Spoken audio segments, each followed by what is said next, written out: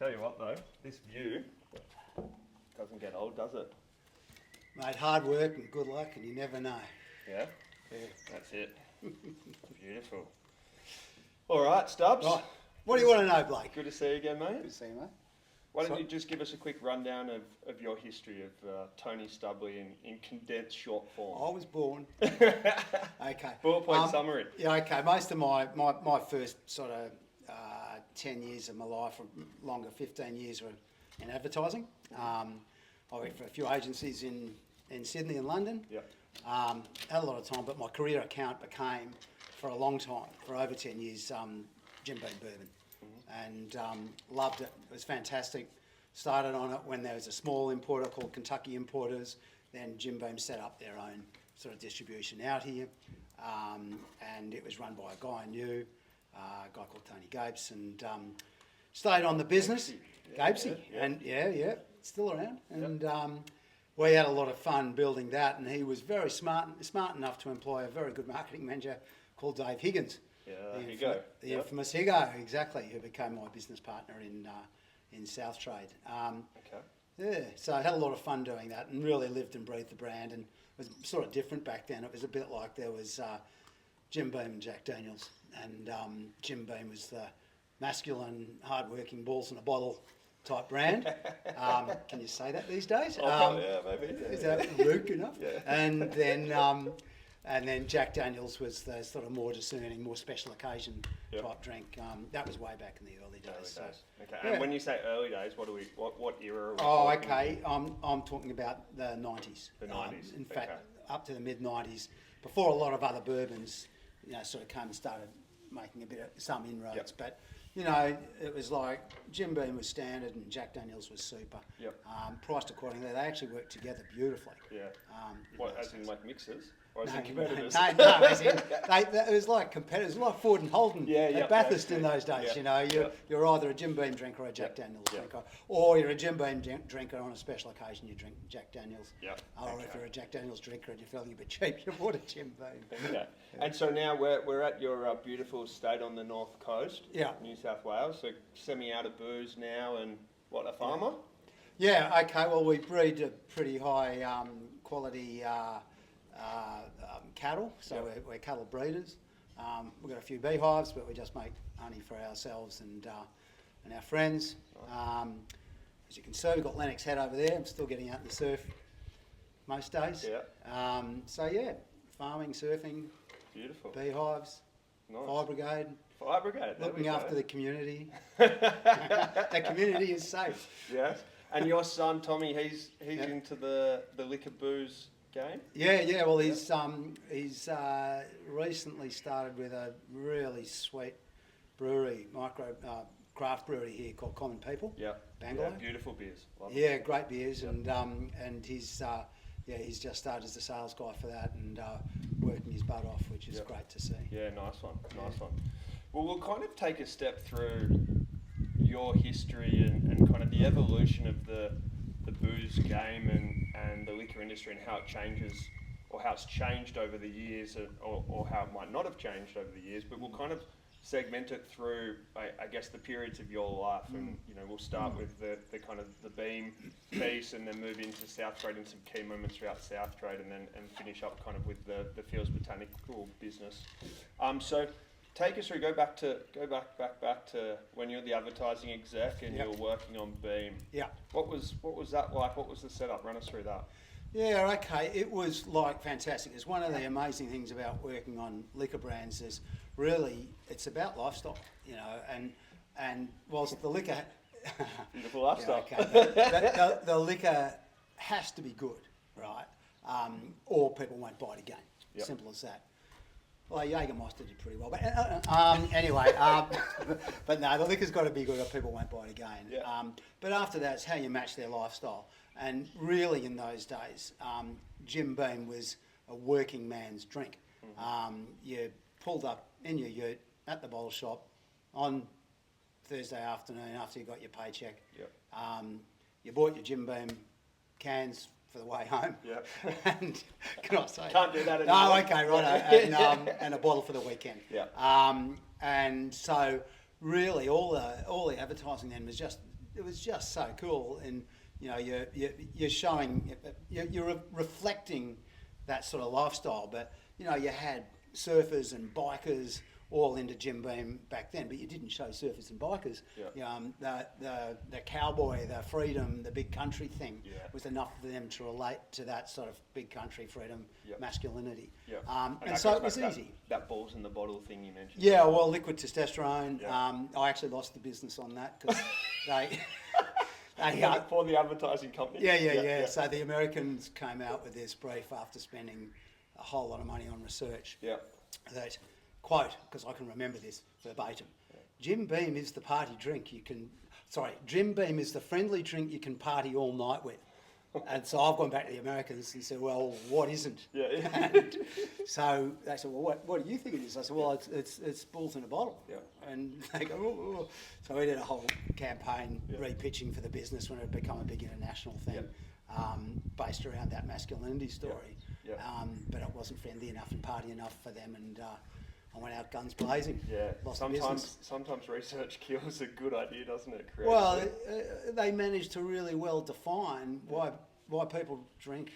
Which is because you want to go out and have a good time and party with friends. I mean, that's really, well, hopefully why most people drink. I know there's the sadder side of people who drink for other reasons, but, that's what it's all about. And I'd argue it still is. Definitely. It's socialising. It's a social thing. It's fun. Whether you're partying or whether you're relaxing, it is about interaction. Experiences, right? Totally. And so you were the advertising exec. Dave Higgins was the brand manager, marketing manager. He was marketing manager. Sort of both at different times. And look, we just had a ball. As simple as that.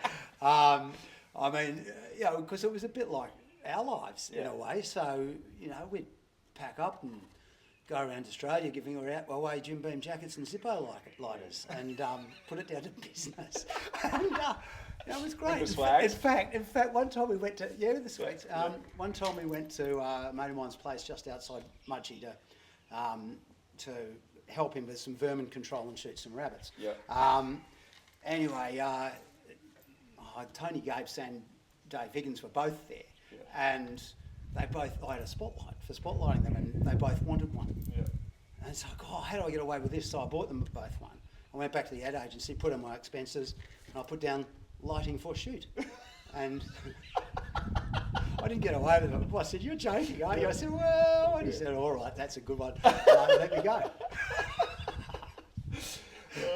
So we had a good time. Good time together, right? And then, so what was the kind of moment or the catalyst? Was like you're leaving the ad world, he goes leaving the corporate world, and you're going to go start up Green Ferry Absinthe. Yeah, there was a bit of in between with all of that.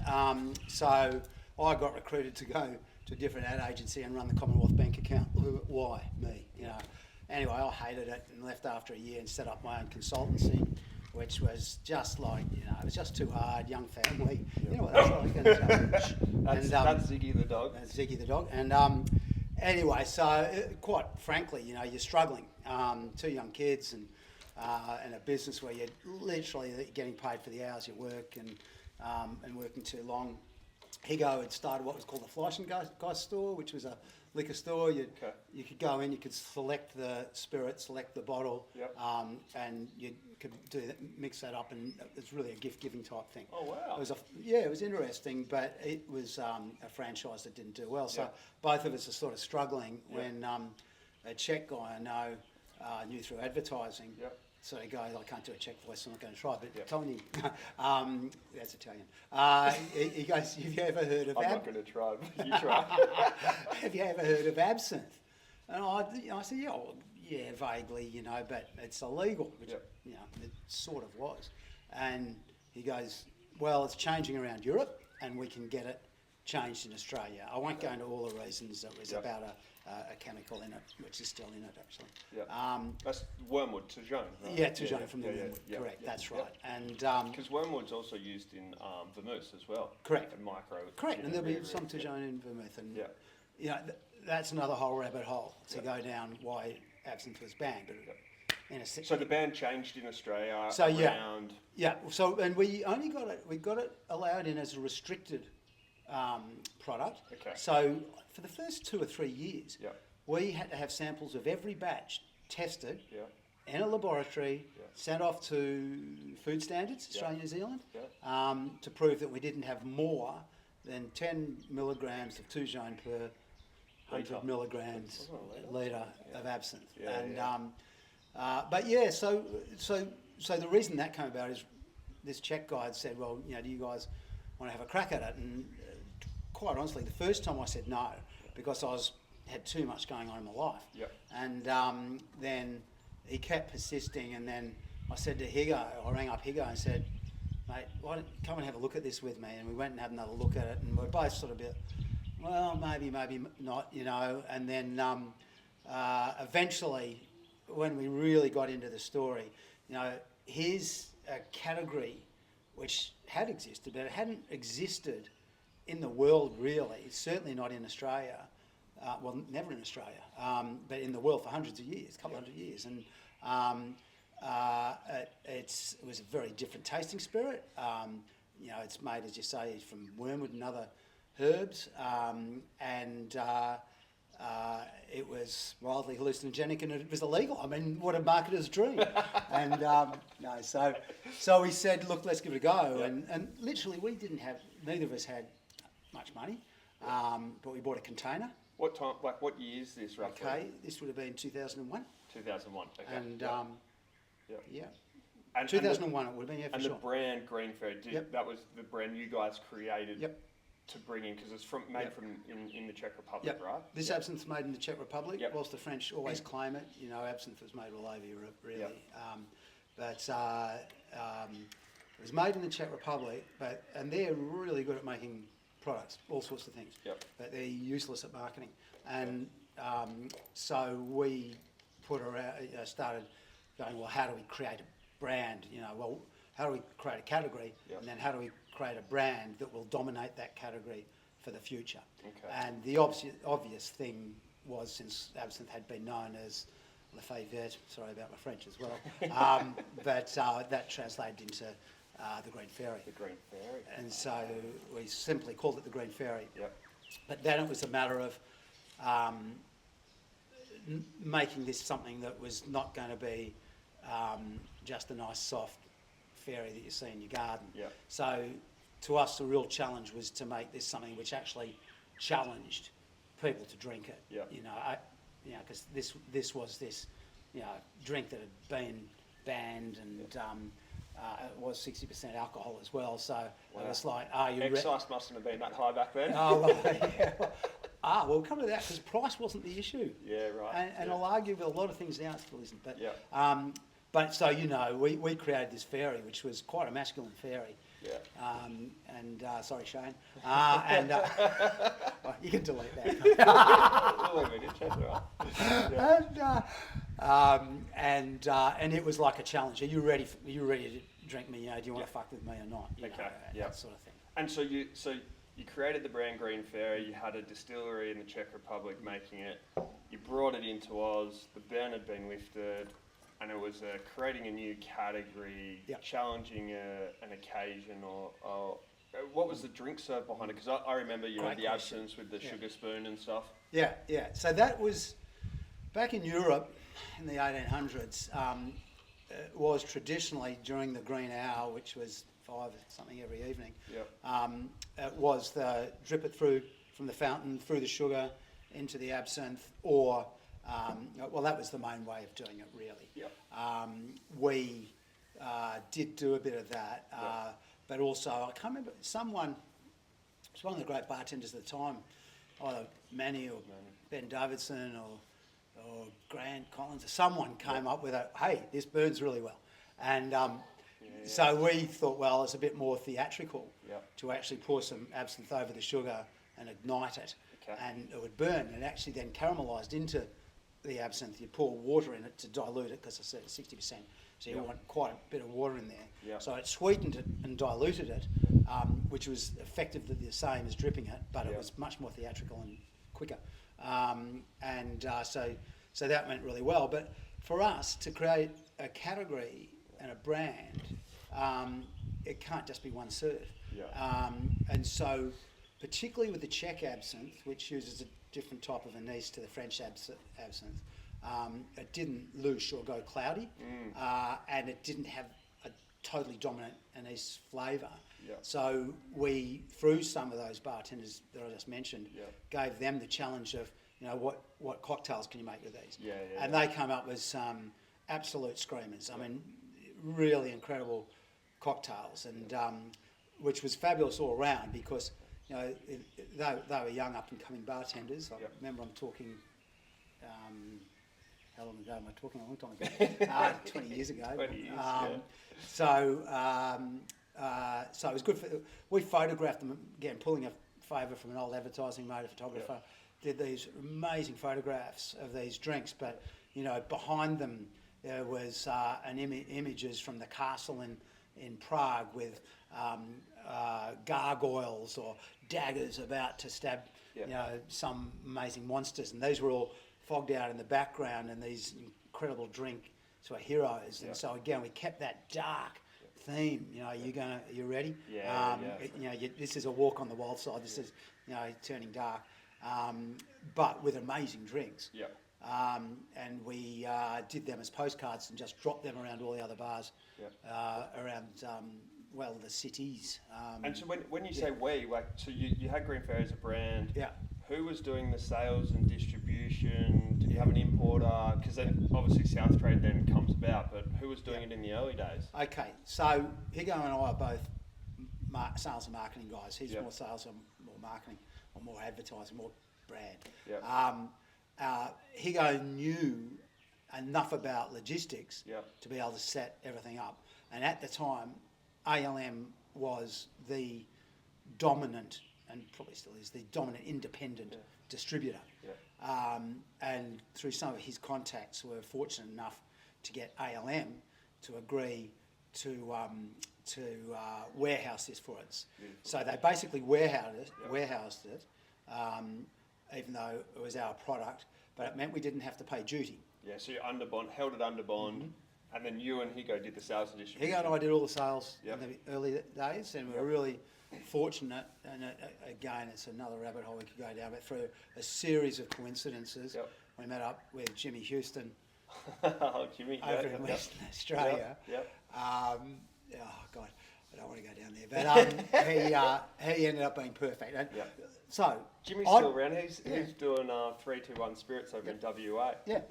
Shout out to Jimmy Houston. G'day, Jimmy. And but literally, I'd gone over there and over to WA, over to Perth, and it all fallen a heap. The people I wanted to meet, and I'm about to come back, and I've done this on my wife's staff travel because she's a hostie because we couldn't afford the airfares. Great way to do it. And anyway, I've rung Higo and I rang Gapesy, and I said, "Is there anyone else I can talk to here? These other guys were useless." And they both at the same time said, "Jimmy Houston." They gave me his number. I rang Jimmy, and he said, "Where are you?" And I said, "I'm in the Fremantle Hotel."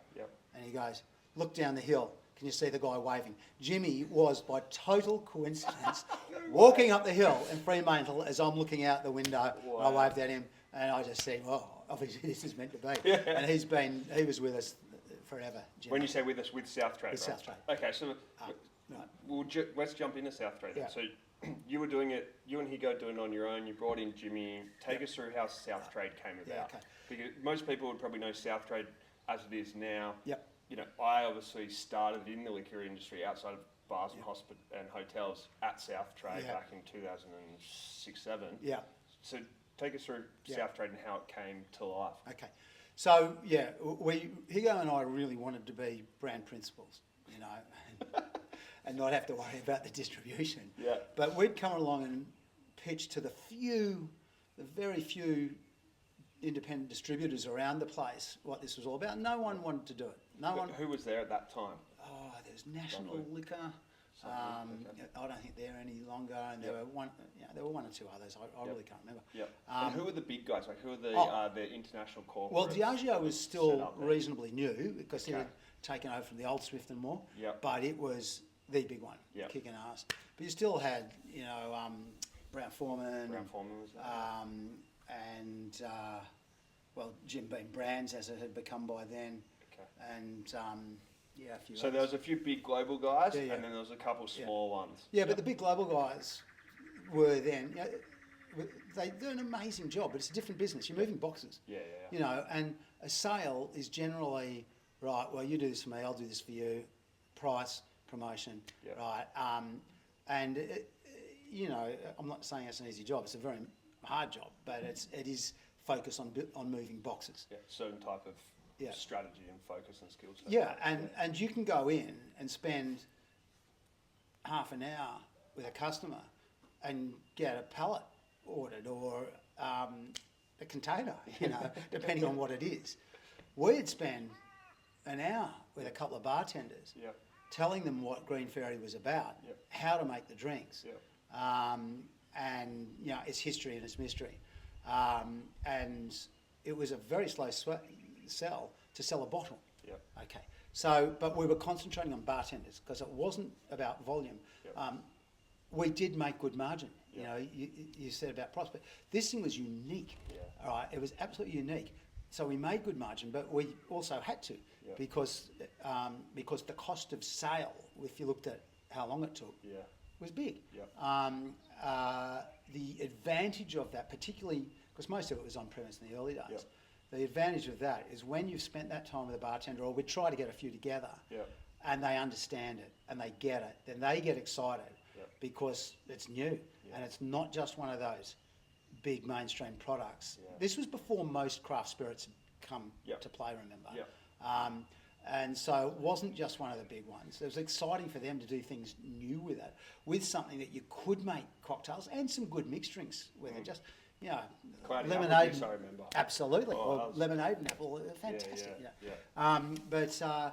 But so what happened then? You'd spend that time, Yeah. but then they'd become your salespeople because they'd go back to their bars and somebody had asked for Advocacy, talking about it, right? but somebody would just ask for let's just say it's a gin and tonic. Yeah. Right? And they'd go, have you ever tried absinthe? And, I don't know. Yeah. Let me make you a drink. And it would cost them a bit more. Yeah, right? yeah. That cocktail would cost them a bit more. Yeah. But that customer goes, whoa, you know, this is something completely different. The bartender's rewarded because their job is creativity. Yeah. And they've created something which their customer's gone fantastic. Yeah. Now, that then spreads. Yeah. So that hour, 2 hours that you spent with a couple of bartenders, if you've done a great job, then they start spreading that word for you. Do you think, like, back then, like, because that, to me, there seems to be a real divide or segmentation in the industry. Like, some on-premise venues and customers are very much there for a transaction. Come up, get my beer, get my gin and tonic, get my, you know, bourbon and coke and go. Then there's, like, a middle section where it's like, we want good quality, but we don't, you know, we're not really fussed what it is as long as it's good quality and restaurant. And then there's that crafted cocktail kind of setup that you're talking about where it's like, hey, how are you feeling? What are you after? Was it that segmented back then as well? Look, I'd say probably not. There was I'll have a bourbon and coke. Yep. Right? That was the majority of what bourbon was sold with. Yeah, and yeah. Then it might be a scotch and soda, Yep. gin and tonic, Yeah. you know. And they were not brand calls. Yeah. You know, they were totally generic calls. Yep. And then whatever bourbon, gin or scotch or whatever that bar had to deal with was poured. Yep. And okay, everyone was happy. But there was always a more discerning level Yeah. who would go in and, you know, they might say, oh, you've got a Booker's or a Baker's bourbon up on the top shelf there. Yeah. You know, I'd love to have one of those, please. Just a bit of water and some ice. Okay.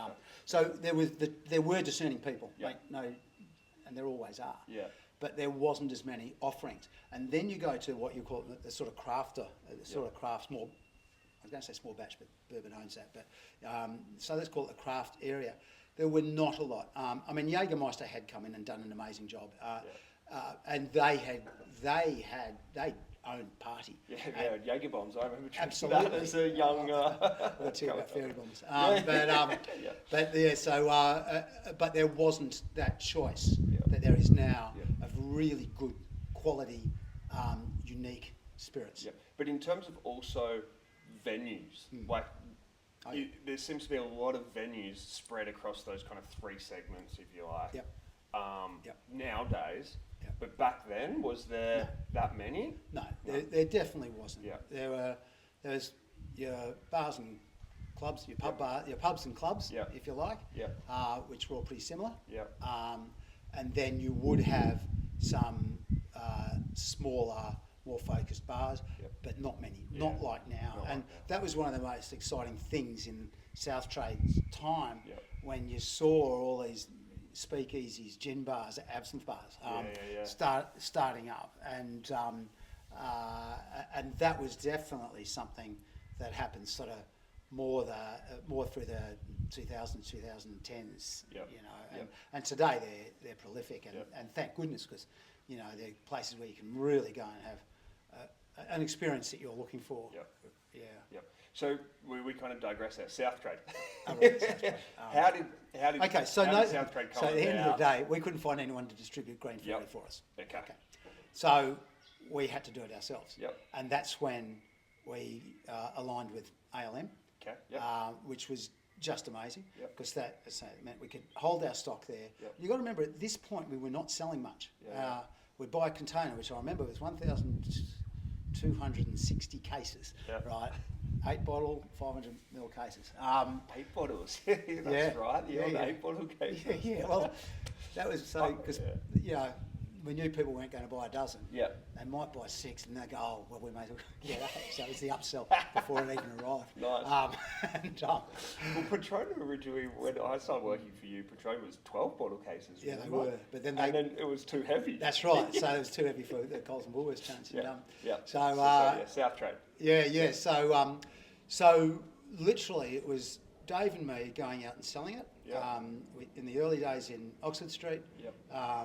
Which was great. Yep. Because Dave would go, hi, I'm Dave Higgins, Tony Stubley, and we're the Green Fairies. And in those days in Oxford Street, that was a great pitch. Yep. And then it spread from there through the more funky areas of Sydney. Yep. And then with Jimmy working his magic in Melbourne, in Western Australia. Yeah. Then we had a few trials and errors in Victoria. Yeah. Before we finally found a really good guy to work with us down there, Hans Lepich. Yep. But that was much later on. And South Australia is sort of same. Yep.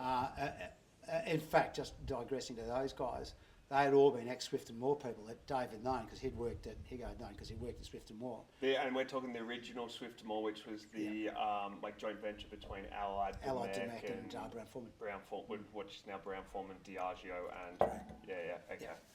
So So- you built a team. So you had some old school, Yep. or experienced guys in Vic, Yep. South Oz, WA, Yep. and you're bringing in Green Fairy and you're knocking on doors. Yep. How did you then, like, because SouthTrade, when I came to SouthTrade Yep. 2007-ish, there was a portfolio of amazing international brands and Yep.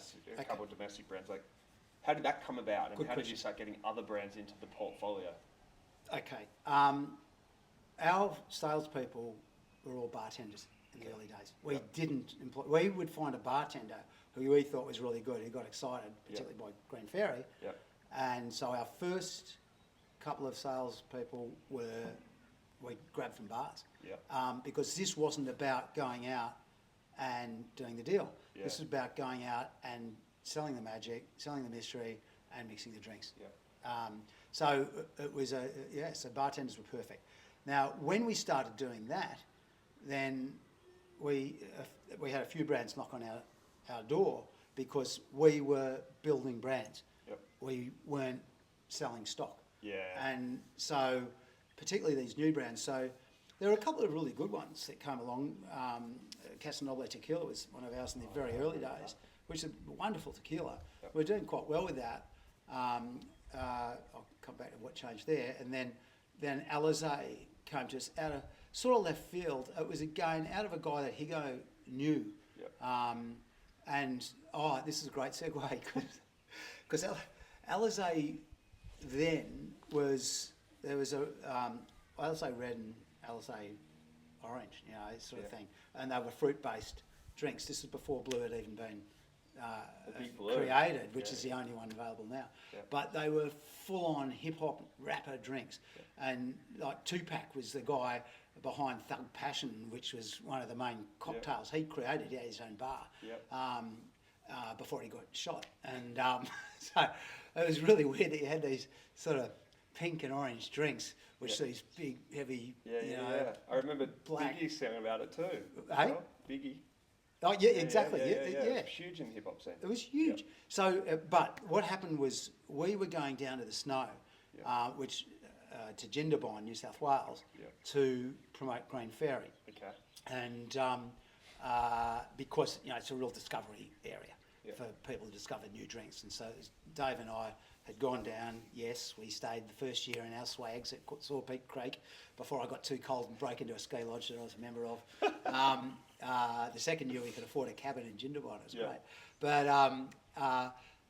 Lewis Johnson, who had been ex-Beefeater Gin, had moved over to Alizé, and he had been seeing what we were doing with Green Fairy, even though we didn't really know about it.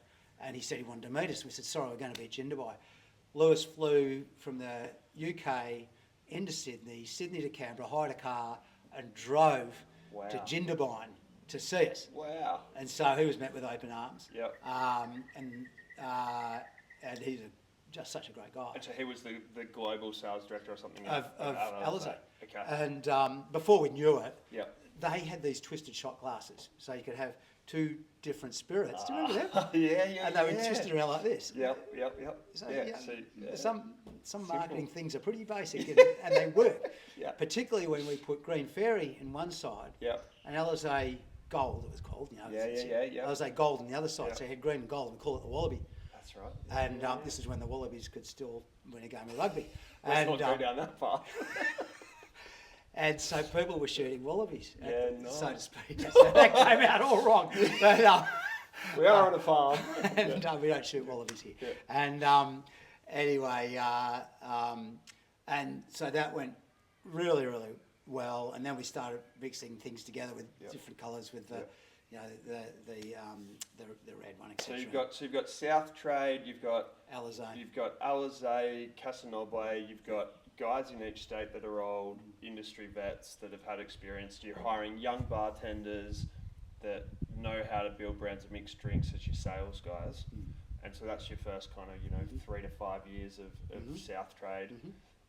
And and I know it, and the industry knows what SouthTrade is now. It's a juggernaut, right? What it is now. But what's that middle section, right? Okay, Going from that small 3 to 5 brands. Yeah, that 15 to 30,000 case brand to. Well, in the middle, before, what's the middle section, right? Okay. When I came in 2007, and the 4 or 5 years I was involved with the business, it stepped right up and added a lot more. That was directly because of you. Thank you. I'm still waiting on my equity payout. Yeah, right. Well, hang on. I bought it in your company. What are you talking about, mate? I'm waiting for my equity payout. We're in our third year.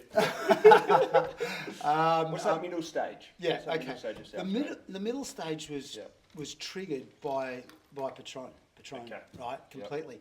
Because it was a juggernaut in the States already. Okay. I've got to tell that quick story. Yeah, this story, go right, so the Patron guys had come up to us at the Sydney Bar Show one year and said that they did have another distributor here who hadn't done anything with it. And I won't say who it is, and they don't exist anymore anyway, but they sort of, can we guys have a private talk? And we were so busy. We had people so deep behind our bar because we're doing Green Fairy and Alizé, twisting, Wallaby shots. It's all going on, and we just didn't have time. Then finally, we had a chat with them. They said, "Look, we'd like to move Patron, as they'd say, to you guys." And we thought, we've got Casa Noble, and we're pretty loyal. Anyway, so we pretty much turned them down, and then they kept persevering until they eventually just sent Dave and I 2 business class tickets to the States. Nice. Saying, you've got to come and see what's going on here. And that worked really well because we actually were starting to export Green Fairy over to the US, so we thought they can pay for our trip. So, but anyway, we got over there, and then we saw what a juggernaut Patron was already becoming over there.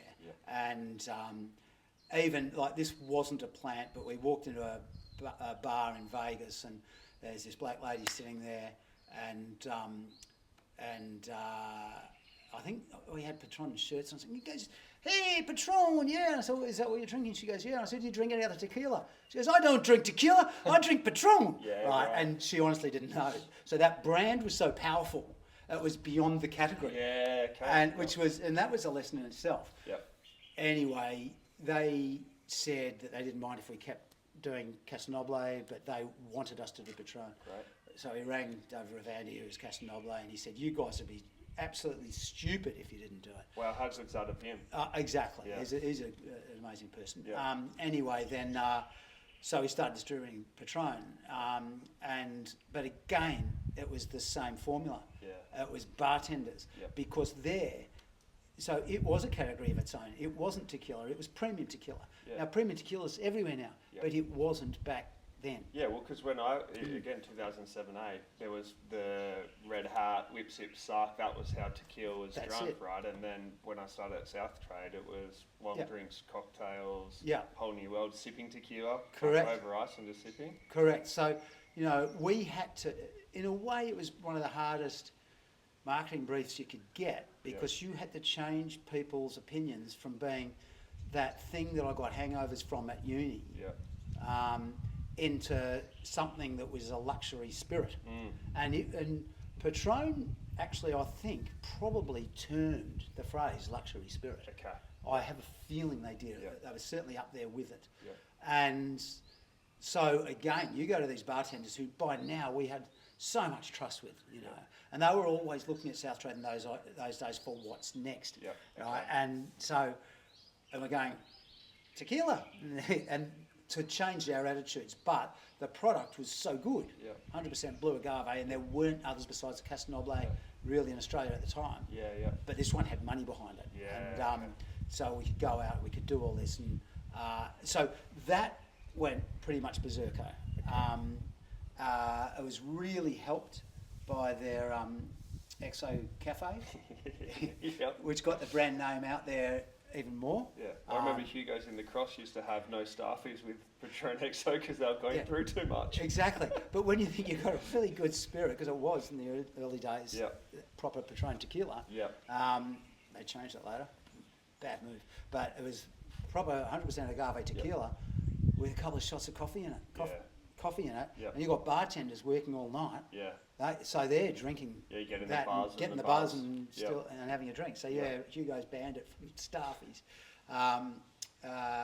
But it pretty much drove the espresso margarita in Australia, and vice versa. It almost drove the brand. Yep. So it went crazy. And by now, Alizé had also grown out of, well, there was a lot of hip hop and R&B going on.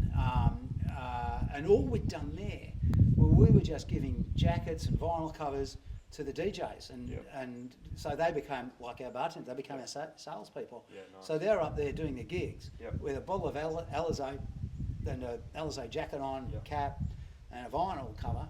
And all of a sudden, and when we did promote those events, of course, they would say to the venue, you need to stock Alizé. I won't even play you if you don't stock Alizé. Okay. So they become our salespeople again. And and it started getting really big. So it started doing quite well. And by now, Green Fairy had grown to 30,000 cases or something like that. Wow. And Patron played in that hip hop space to a degree as well, right? Yeah. Well, thanks to you. You moved it in there through your shot. Oh, Didn't you? no. Patron didn't do your shot. I thought you did. Alizé did your shot. I thought Patron did it for a while too. Maybe that's after you'd gone. Maybe that was after I left. Yeah. But yeah, so it did. Yeah. But look, Patron's pitch was luxury spirit. Yeah. You didn't have to call it tequila. It was Yeah. a luxury, 100% blue agave spirit. Well, their tagline was that "Simply Perfect." I remember which for was ages. That great was, tagline. Yeah. Yeah. That was a good campaign. Simply perfect. So you guys, SouthTrade became this hub of building unique categories, unique brands, Yeah. bartender-led and experience-led DJs, events, that type Yep. of stuff. And you got a global big hitter like Patron that's Yeah. Grew and grew and grew. yeah, and And it Alizé, changed the Green business. Fairy are doing well. Yeah. And so you're scaling up, and then you start plugging in other brands. And Yep. obviously a key one for the SouthTrade history and for you guys, you came from bourbon, Yeah. Buffalo Buffalo Trace, Trace, Sazerac, right? Like Absolutely. that's a big piece of the SouthTrade story. Take Yeah, it is. take everyone through that. Yeah, okay. Right, and that's quite a good one too, because we're starting to do volume. So we'd moved from just being in the on-premise Yep. to being quite big in the independent off-premise. Yep. Okay. And we had the pitch then, you can't buy this in Woolworths, you can't buy this in Dan Murphy's, right? Yeah. Bit beyond the bum a Well, little because bit later. ALM obviously had a retail arm Correct. too, right? Absolutely. Yeah. Well, Yeah. several. Well, chains and Bunning but groups and they stuff. pretty much supplied all the independents, Yeah. and so it was all our brands were starting going quite well off premise Yeah. with the independents, but we are starting to get noticed, and so the business is changing. You need different salespeople. You need a lot more logistics. We had to employ logistics people. Yep. Higo is no longer writing down sales on the back of a napkin, and going, hey, look, we got a check. Do you want half? Sort of thing. We were actually making some good money, Yep. and moving quite a lot. So we had to expand a lot, employ a lot more marketing and salespeople, Yep. and dealt with a lot more venues. Yep. But we still kept this building brand as the first and foremost thing. So I guess we built SouthTrade that way, to turning over, in terms of cases, I can't quite remember it, Anyway, yeah. but a lot of cases. But we're turning over about $30 million, Yeah. which was, so we're still off the radar, right, for all the big guys. Yeah. They weren't worrying about us too much, which was fantastic. But then it's got to the point, so Higo and I ran this, we interviewed pretty much every single person, one of us or both of us, Yeah. who worked for the company at that point in time. Yeah. We didn't have good systems, Yeah. because we had our finger on the pulse. Yeah. David split into running the sales and logistics. Yeah. Fortunately, we had a really good logistics manager. Yeah. Important when you're moving boxes. Very important, Yeah. because Dave was very good at sales, but probably needed the help in logistics. You've got to recognise that as a manager, Yep. because I ended up with marketing and finance, right? So I needed a really good finance manager. Right. So we just became responsible for them. We Yep. never had titles. Dave and I, neither of us was managing director, neither of us were joint managing director. We were just Stubbs and Higo. Yep. And SouthTrade. yeah, we were SouthTrade. But it got to the point where it was getting really too big to run like that. Yeah. And at that point, we were approached to sell the business, and by the Woolworths crew. Well, it was Woolworths Liquor at the time. Okay.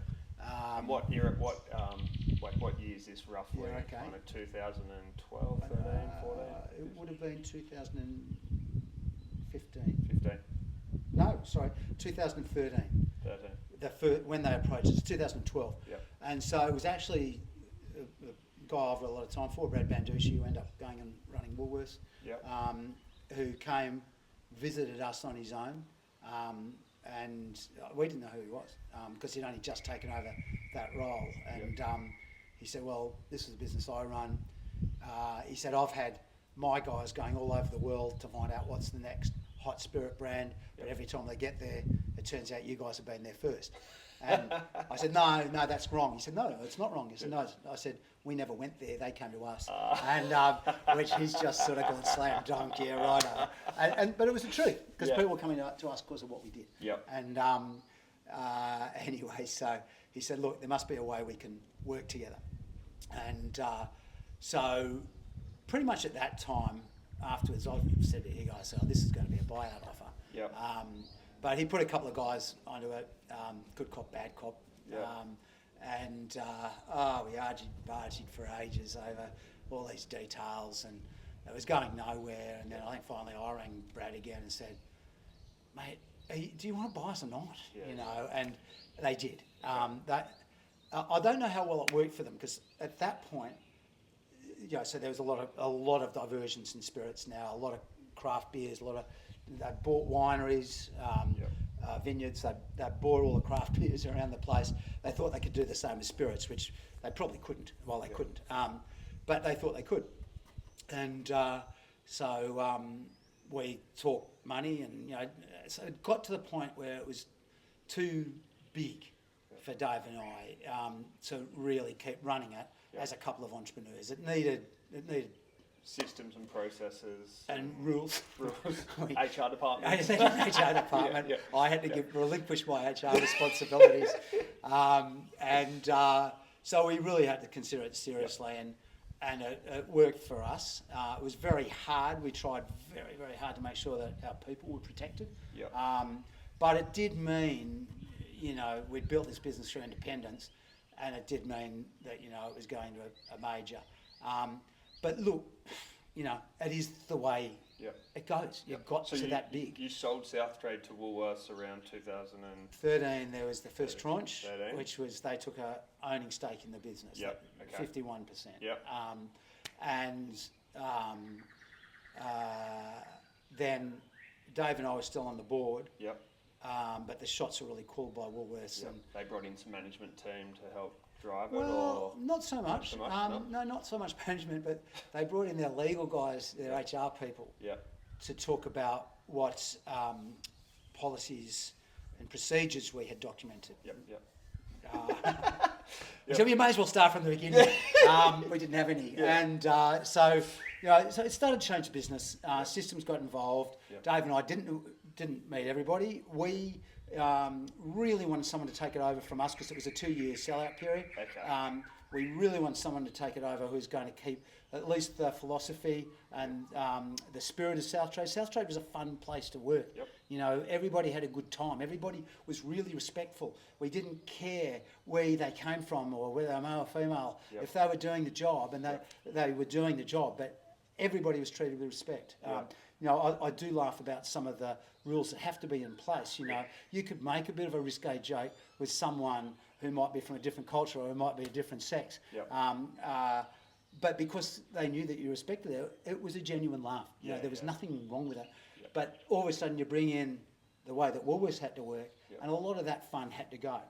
But we recruited. In fact, we had the Woolworths people recruiting for us in the beginning.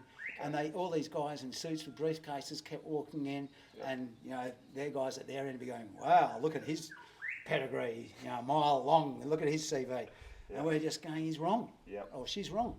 And anyway, we knew of Ray Noble, who had gone from Coke, where we'd come from, but not at the same time, to Bacardi. Bacardi, of course. So he went from Beam to Bacardi, right? That's right. From Beam to Bacardi. And he just got a really good gig as marketing director or something there. And he didn't want to leave. But we said, we wanted him, and we kept pestering Ray until he finally gave in and joined SouthTrade. So he came on as like the MD or something? As the MD, as Dave and I. So Dave and I stepped back. We're both on the board. Ray became the MD, and under board direction, he was running the company. And, just same attitude, let's have fun, kept a lot of things going, but he could also deal with the systems. We had experience at Beam and Bacardi in a more relevant era. Totally. Well, but more boxes. More boxes. And because at that point, SouthTrade was turning over a lot of stock. And so, but he has done a really good job in maintaining that culture, although moving it into a much more sophisticated business and much bigger business. I want to take a jump back because I think you missed out a crucial part.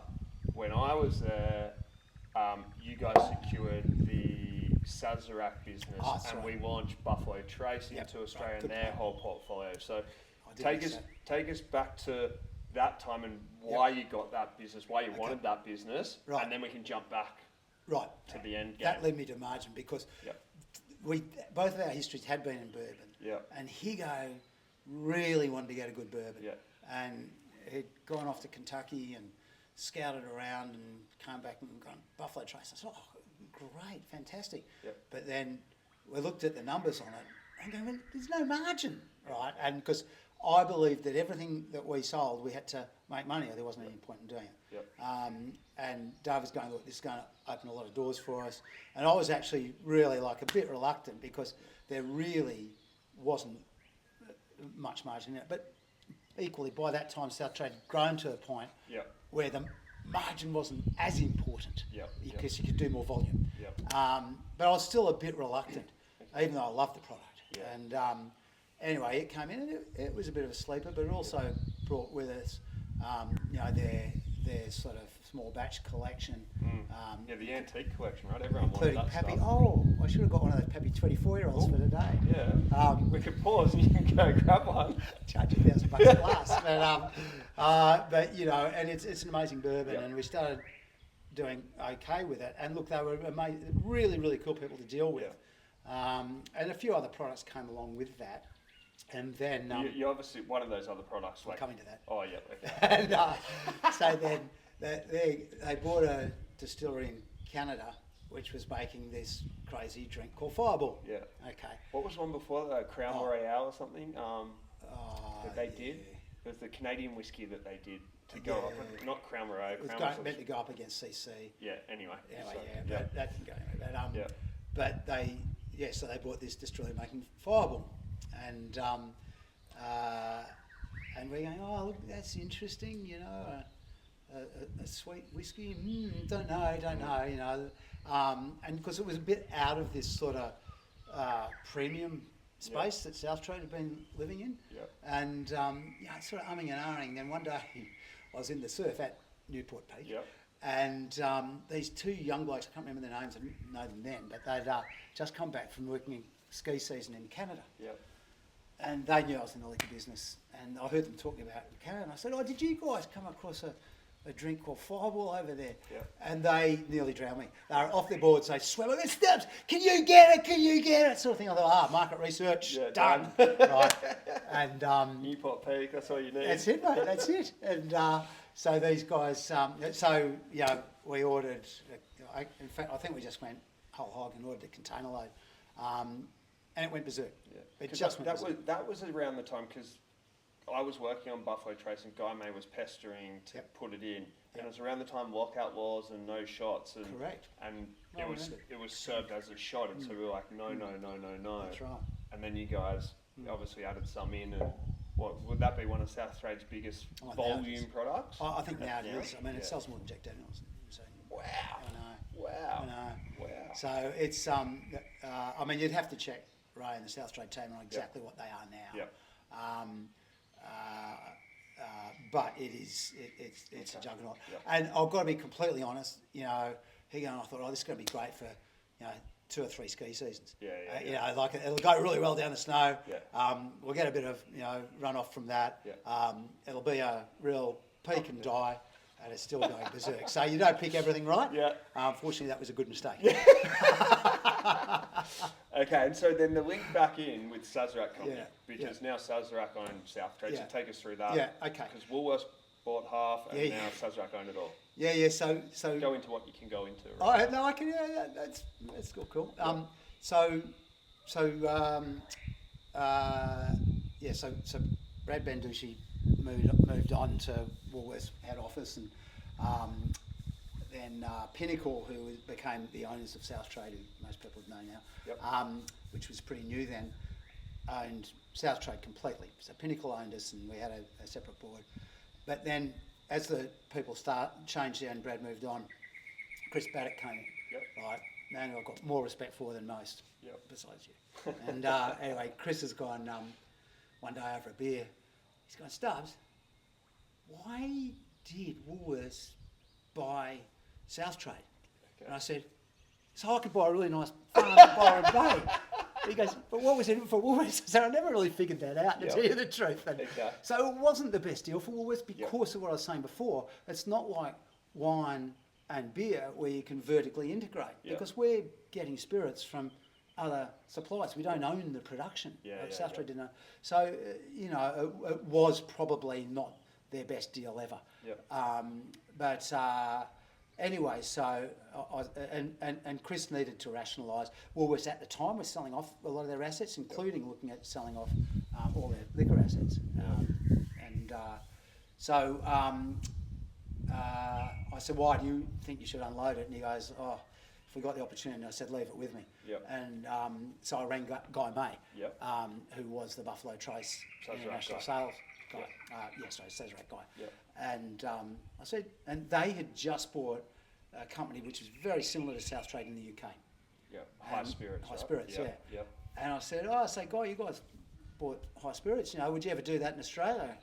And he goes, yeah, but we missed the bloody boat, didn't we? I said, you need to talk to someone. Yeah. So I literally just introduced Chris Barrett, Guy May together. Yeah. And then they gradually, over a period of time, sold off a percentage of SouthTrade to Sazerac, and then Sazerac took full ownership. And at that time, we were actually sitting on this deck, because I owned this place. The deck was a bit small. Yeah, the old deck. The old deck. Yeah. And, there's beautiful renos happening behind us. and in fact, we got out a bottle of Pappy and had a huge night here. You and Guy May?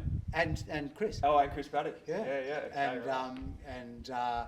and the deal was done. Yeah. And look, it's a much better deal. So where's SouthTrade now? SouthTrade is the Sazerac company. Yep. It's changed.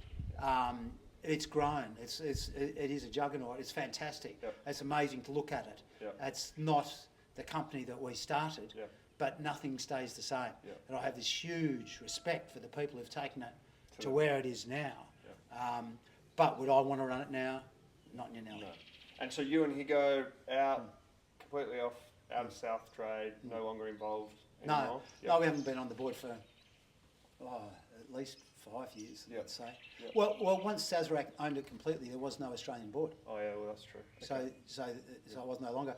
I still I still talk to Ray and Fraser at SouthTrade because they're friends. Love to know what's going on. Yeah. Sometimes they'll bounce something off me. Yep.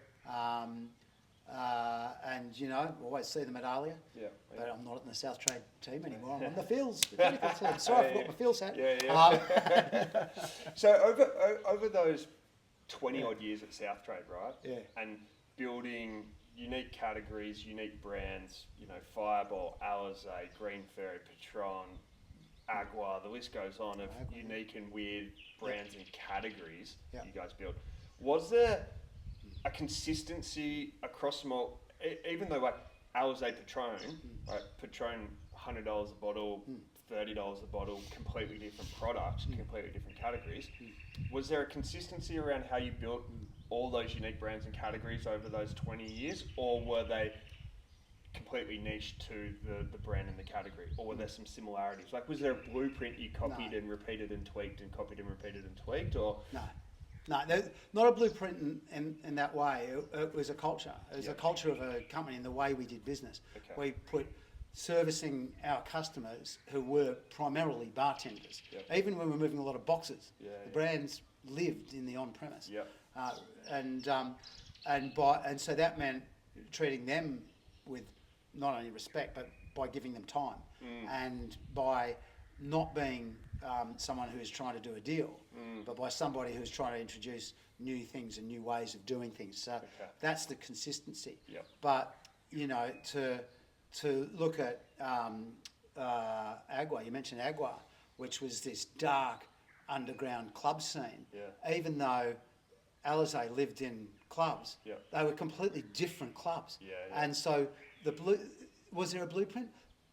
You always found opinion leaders, whether they be bartenders or artists, promoters, DJs, MCs, whatever,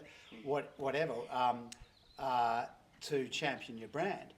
And when I say find them, often they found you too, right? Because quite often you've got things which are a badge that they're wearing. So, and then if you look at Patron, it was a bit of a different kettle of fish selling luxury, but it was more about the imagery that you presented in some of your marketing.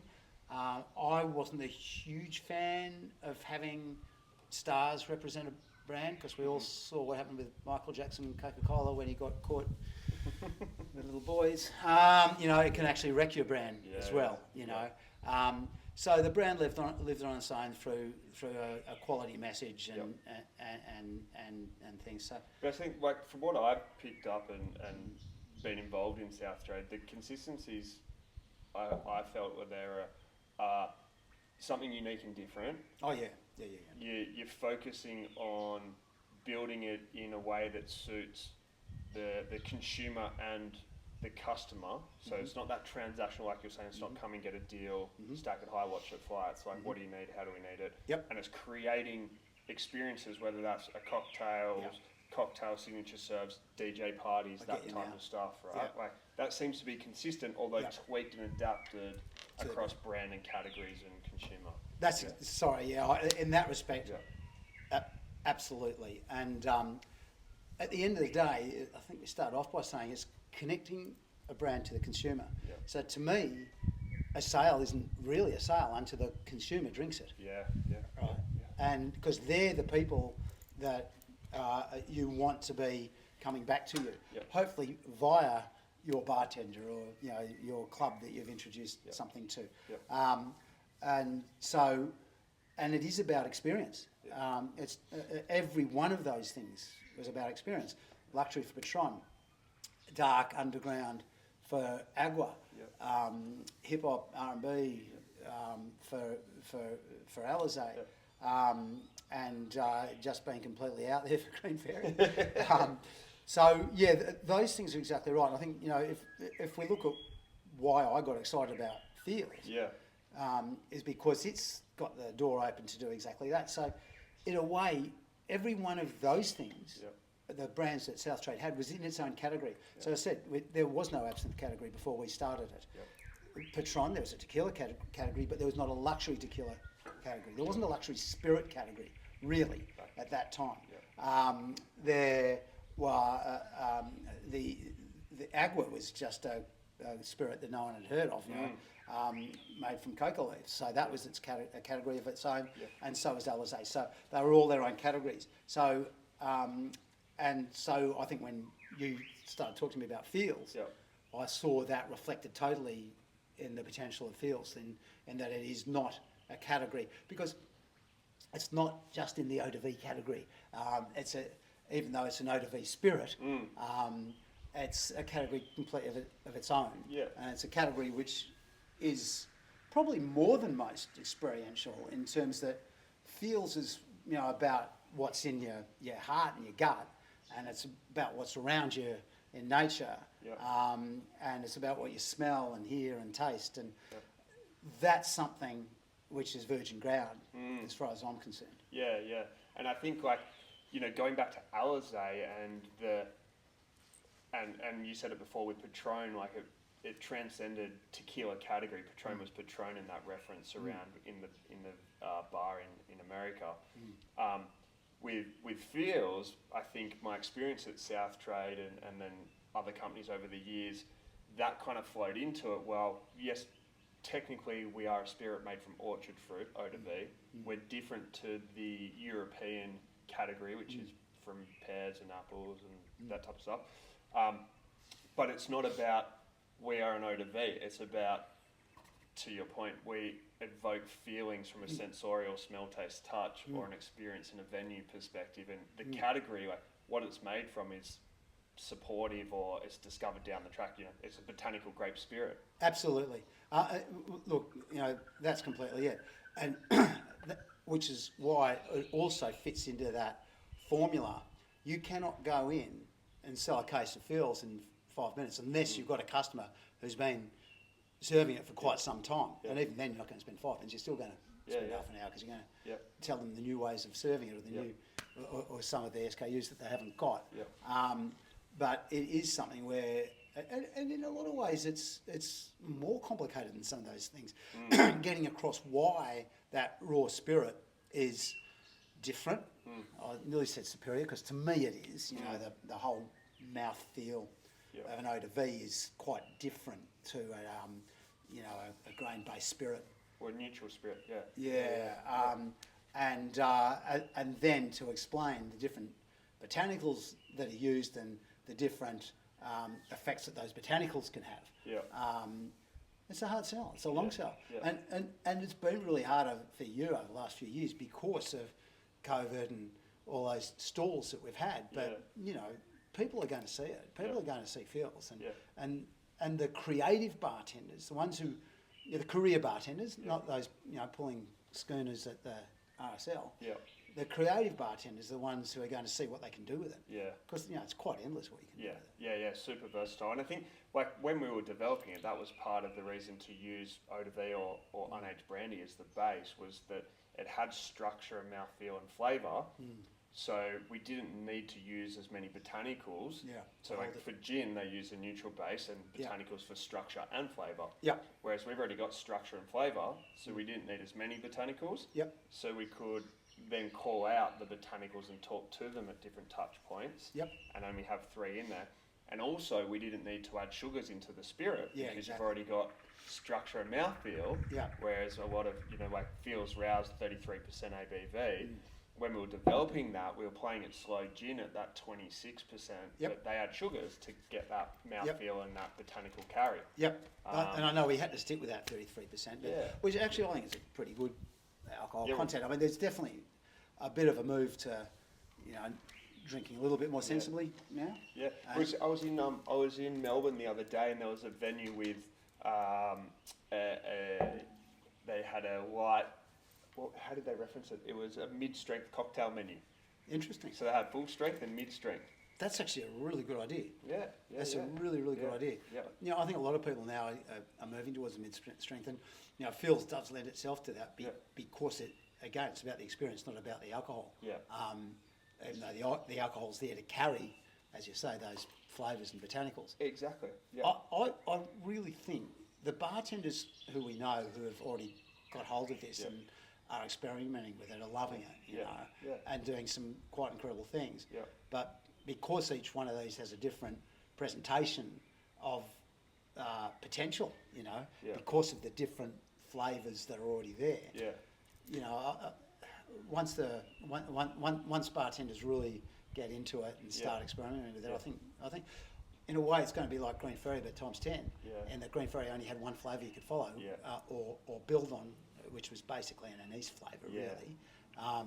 These have so many different flavours that you can follow and highlight or a mix or whatever, Yeah, and that's the exciting thing when you travel around and speak with bartenders and even consumers and do tastings, how someone will interact with Feels Vivify with coconut, turmeric and ginger. Yep. The way you interact with it compared to someone over here is slightly different. Like you might hate coconut or turmeric, but this person loves it. Yep. And then watching the bartenders then come up with different drinks with the same product was super exciting. But then having the ability to have 4 in there with different flavours that can play to different moods, occasion, venue themes, menu theming, is something that really excites me, and seeing what they can bring to life with it. Like it's interesting to see. It's exciting to see where it could go and where they can take it. Totally. And I've got an idea for you. Right. So the turmeric I love. Because it's so good for aches and pains when you get older. Can you do a Feels turmeric and Voltaren? I don't think you can, mate. I'm not sure. Just for when I pedal out athletics. Okay, so 30, 40 years in the liquor game, thereabouts? Settle down. How old do you think I 20, am? 30 years in the liquor game? Well, if you include all those years in advertising, let's say that started in about 89, 90, right? Yeah. And then I've really been out of it in terms of full time for the last 4 or 5 years, so whatever that adds up to. Okay. Anyway, long time, lots of experience, built lots of brands and categories. What do you think, like how in that time has the industry changed? What are some things that have stayed the same, and what would be your advice, put Feels aside and that, to the liquor industry or people in the liquor industry today as a retiree from the industry? Okay, fair. Funny enough, I think the mechanics change, but the basics don't. I'm going to have to explain that. Okay. To me, it still comes back to connecting that consumer to that brand, and hopefully doing that with a whole lot of fun. How the bottles and boxes get moved can change. The offerings can change, right? So there's definitely, you've seen the rise of quality over that time. And that actually drove SouthTrade's success. That people started becoming more discerning, started looking for real quality in their brands, starting to make their drinking experience more than something with Coke to have a good night, with. And so that's just continued and continued. I mean, I think it's continued to the point where, there's a bit of rationalisation now. We've seen so much craft get in there, and people tend to follow the same things. So, flavoured whiskey, bang, one works, it all works. Gin with a difference, and there's some bloody good ones. Some of those Shiraz-aged gins and things like that. They're just magnificent. But everybody jumps on it. So I do think there's a lot more choice out there. And I hope there always is, but I think it does get to a point where the market in Australia in particular can only accommodate so much of that choice. People, right? So that's definitely changed.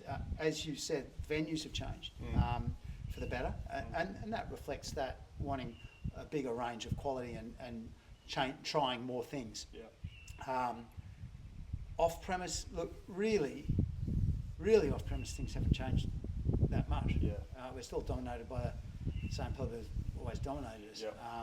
And then in the middle, in the logistics of moving things around, that's changed a little bit. But again, it's technically much the same. I think one of the big changes is the media that's offered in that connection between brand and people. Definitely online now is the right online, the right social media is important.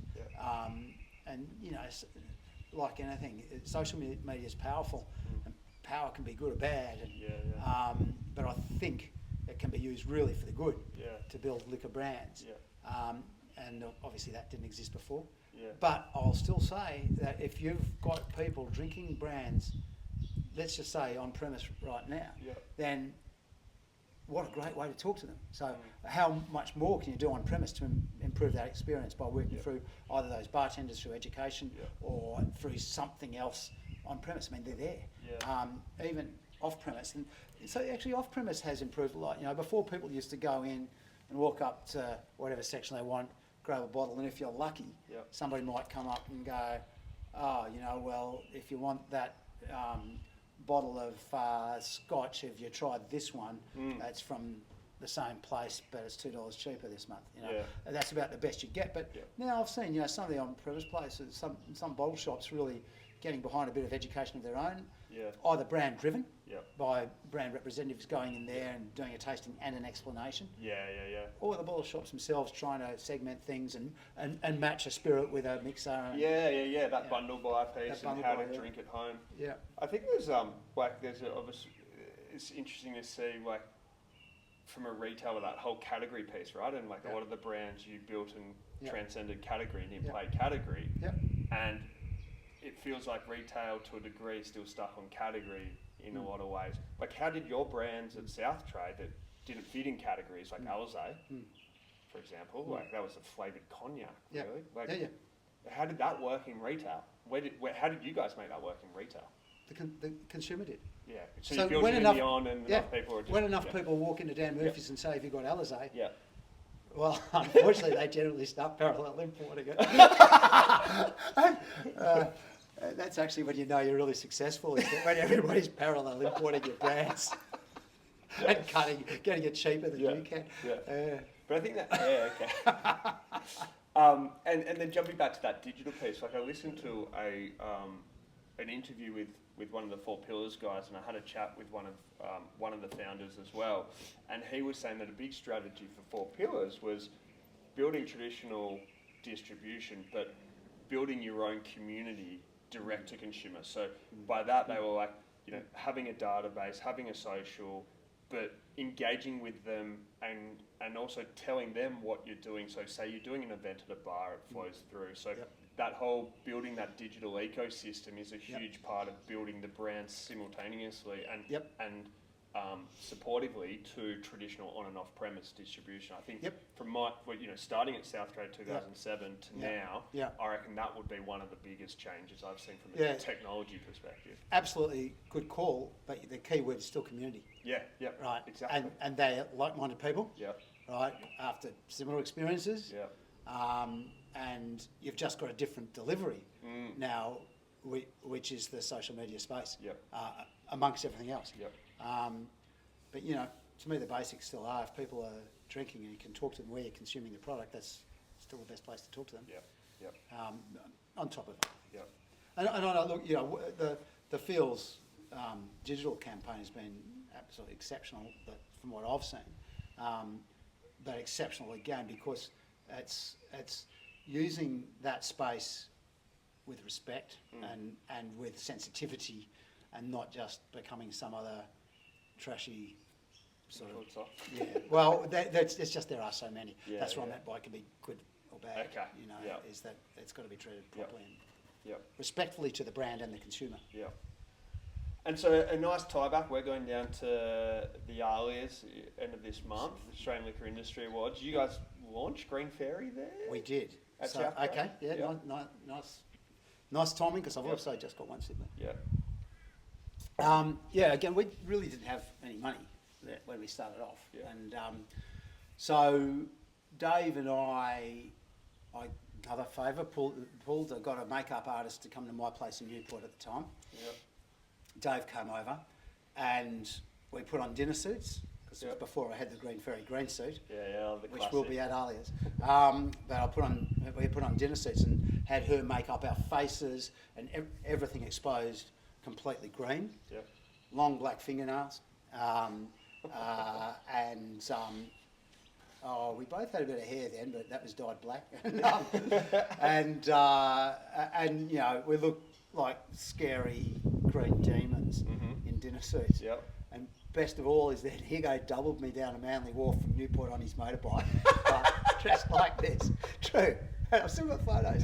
And have to get them out. I should. And then we got on the Manly Ferry. Yeah. I think then the Alias was at Circular Quay.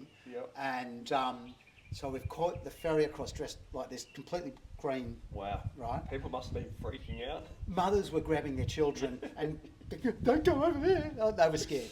And particularly when, you know, you're still trying to fix your long black fingernails that are hanging off your fingers. Yep. And so we literally turned up like that to the Alias. Now, you'd have to check, Shano, but I think it was either the first Alia, or I think it might have been the first Alia, or it could have been the second, but it was right at the beginning. Yep.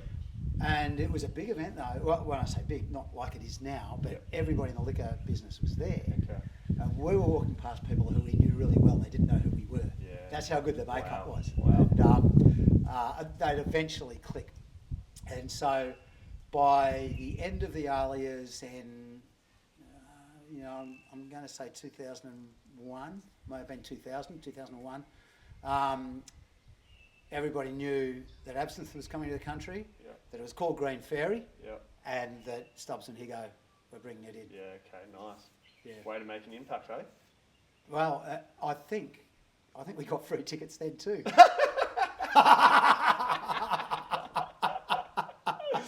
Oh, perfect. Well, Stubbs, mate, thank you so much. No, Always mate. a pleasure. It is. Appreciate it. Yep.